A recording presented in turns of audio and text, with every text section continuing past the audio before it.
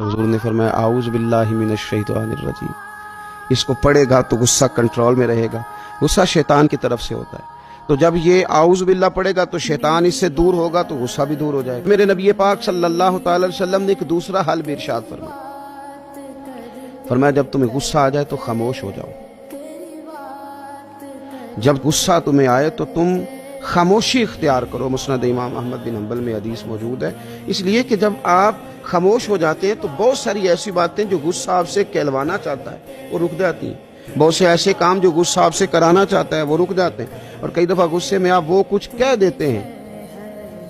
اور ایسے لوگوں سے کہہ دیتے ہیں کہ لفظ بھی واپس نہیں آتے، اور ان بڑوں کی، ان معزز لوگوں کی، ان خوبصورت لوگوں